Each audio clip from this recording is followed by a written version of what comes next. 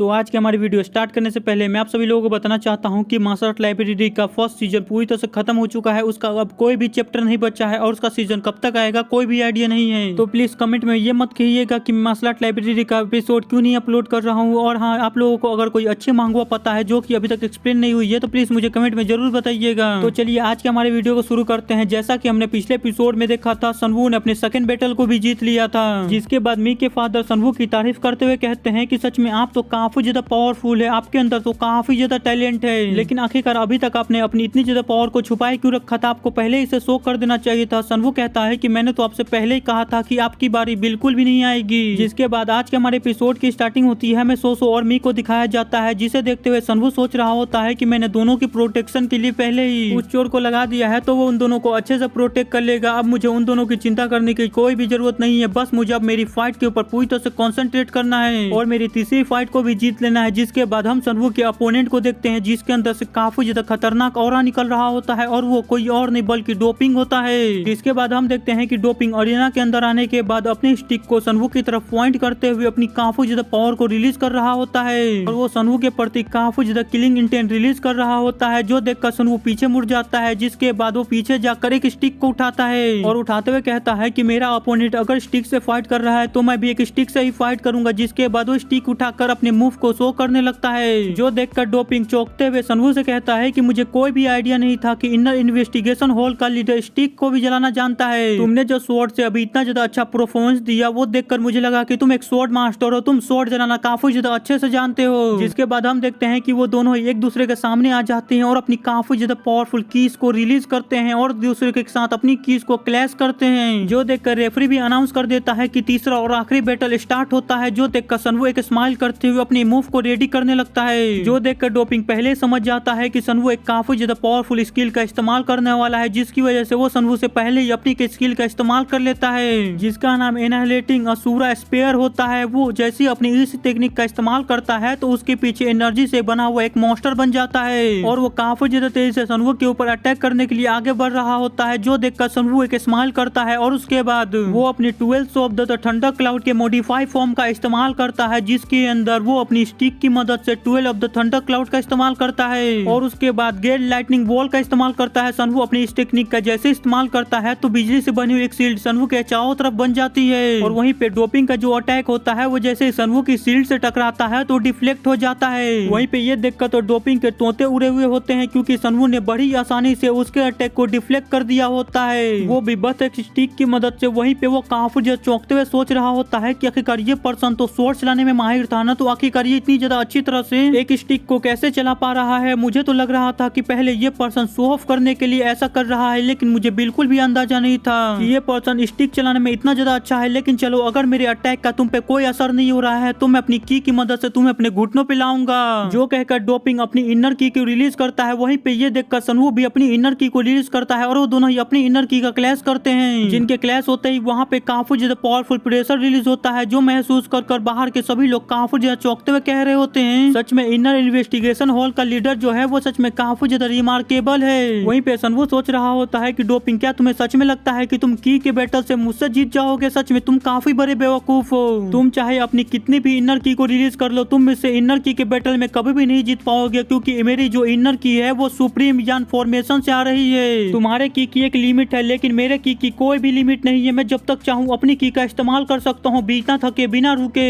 वहीं पे सनवू को सिस्टम की तरफ से काफी सारी नोटिफिकेशन भी आ रही होती है, जहाँ पे उसे बताया जा रहा होता है कि उसकी जो की है वो टेम्परेरी इंक्रीज हो चुकी है। जिसके बाद सनवू उस पील का जो हिडन इफेक्ट होता है वो भी ढूंढ लेता है, जिसकी वजह से उसका जो की होता है वो काफी ज्यादा खतरनाक तरीके से इंक्रीज हो जाता है, जो देखकर सनवू सोच रहा होता है कि billion binding essence absorption says medicine technique जो है वो सच में काफी ज्यादा अच्छी है। इसकी मदद से ब्लड सोर्जिंग पील के मैं सिर्फ अच्छे पार्ट को ऑब्जॉर्व कर पा रहा हूँ, वहीं पे जो उसका साइड इफेक्ट है मैं उसे पूरी तरह से रिमूव कर पा रहा हूँ। वहीं पे इन सभी चीजों की वजह से सनवू की जो की होती है वो इतनी ज्यादा पावरफुल हो चुकी होती है कि डोपिंग का स्पेयर जैसे सनवू के की के साथ टकराता है तो उसके ऊपर काफी सारे क्रैक आने लगते हैं, लेकिन ज्यादा समय तक डोपिंग का स्पेयर सनवू के की के पावर को हैंडल नहीं कर पाता है और टूट जाता है, जो देखकर तो डोपिंग की हालत काफी ज्यादा खराब हो जाती है, क्योंकि उसका स्पेयर सच में काफी ज्यादा पावरफुल था, लेकिन सनवू के बस की वजह से उसका स्पेयर टूट गया। फिर वो जब सनवू को देखता है तो वो देखता है कि सनवू बिल्कुल पहले जैसा होता है, उसके ऊपर एक खरोच तक नहीं होता है और वहीं पे जो उसकी एनर्जी की पावर होती है वो भी बिल्कुल पहले जैसी होती है। इतनी ज्यादा की को रिलीज करने के बाद 2 फाइट करने के बावजूद उसकी की थोड़ी भी कमजोर नहीं पड़ी हुई होती है। वहीं पे बाहर जितने भी लोग होते हैं जो कि डोपिंग के सपोर्टर होते हैं वो ये देखकर कह रहे होते हैं कि आखिरकार सनवू कोई इंसान है या फिर कोई मॉन्स्टर। उस इंसान ने लगातार 2 फाइट की है लेकिन उसके बावजूद भी वो डोपिंग से इस तरह फाइट कर पा रहा है जैसे कि उसने कोई लहराई ही नहीं ले रही है। जिसके बाद हम फिर से सनवू को देखते हैं जो कि डोपिंग को प्रोवोक करते हुए कहता है कि क्या तुम्हारे पास इतनी पावर थी, क्या तुम्हारे अंदर इतना ही दम था।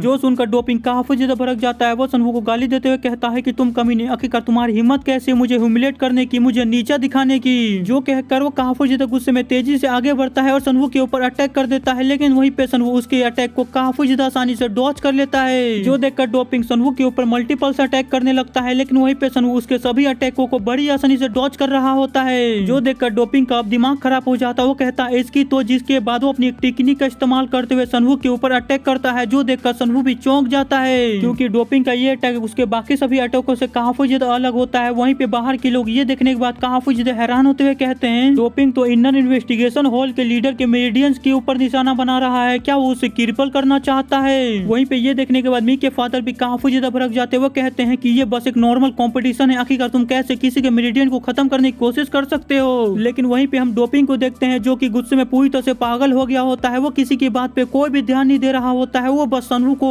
खत्म करना चाह रहा होता है, मारना चाह रहा होता है, जिसकी वजह से वो अपनी एक टेक्निक का इस्तेमाल करता है जिसका नाम डार्क असुरा ब्लास्ट होता है। डोपिंग जैसे ही अपनी इस टेक्निक का इस्तेमाल करते हुए सनवू के ऊपर अटैक करता है तो एनर्जी से बना हुआ एक मॉन्स्टर सनवू के ऊपर काफी ज्यादा इसे अटैक करने के लिए जाने लगता है। जो देखकर तो बेगर शेक वाला बंदा भी काफी ज्यादा सरप्राइज हो जाता है। वो चौंकते हुए कहता है ये तो, लेकिन तभी हम सनवू की तरफ देखते हैं जहाँ पे वो अपनी एक टेक्निक का इस्तेमाल करता है। मेरा मतलब है काफी सारे, जिसमें से पहला होता है 12 ऑफ द थंडर क्लाउड का कंबाइंड टेक्निक, जिसके बाद thunder gale, horizontal slash, thunder cloud, straight strike. Sunwoo इन सभी अटैकों को कंबाइन कर डोपिंग के अटैक के ऊपर काउंटर अटैक करता है। सनवू अपनी इन सभी अटैकों को जैसे कंबाइन कर अटैक करता है तो डोपिंग का जो अटैक होता है वो डोपिंग के अटैक को बस एक ही झटके में पूरी तरह से डिस्ट्रॉय कर देता है और डोपिंग की तरफ काफी ज्यादा तेजी से बढ़ रहा होता है। जो देखकर डोपिंग जल्दी से सनवू के उस अटैक को डॉज करता है और फिर उसके बाद सनवू के अटैक की पावर को देखकर पूरी तरह से घबराते हुए कह रहा होता है कि आखिरकार ऐसा कैसे हो सकता है, मेरा इतना ज्यादा पावरफुल अटैक भी किसी भी काम का नहीं निकला। वो उस बंदे को एक खरोच तक नहीं पहुंचा पाया, आखिरकार अब मैं क्या करूं। लेकिन वो ऐसा सोच ही रहा होता है। लेकिन तभी सनवू जंप कर डोपिंग के ऊपर अपनी स्टिक से अटैक कर देता है जहाँ पे वो सीधे उसके सर के ऊपर अटैक करता है, जिसके वजह से डोपिंग सनवू के सामने अपने घुटनों के ऊपर आ जाता है। वहीं पे सनवू अपने मन के अंदर सोच रहा होता है कि मैं बिना कोई अच्छी रीजन के इसको नहीं मार सकता हूँ, क्योंकि अगर मैंने इसको मार दिया तो ऑर्डर और कियोसेक के बीच में एक वॉर छिड़ सकती है, एक जंग छिड़ सकती है। तो यहीं पे आज का हमारा एपिसोड खत्म हो जाता है। तो प्लीज कमेंट में मुझे अच्छी मांगवा जरूर सजेस्ट कीजिएगा। तो अब हमें अगले एपिसोड में पता चलेगा कि आखिरकार आगे क्या होता है। तो वीडियो पसंद आएगा तो लाइक कर दीजिएगा, नहीं आएगा फिर भी लाइक कर दीजिएगा, और चैनल के ऊपर नया है तो चैनल को सब्सक्राइब कर लीजिएगा ताकि आपको डेली और भी ज्यादा ऐसे ही इंटरेस्टिंग वीडियो देखने को मिल सके। तो मिलते हैं अगले एपिसोड में, बाय।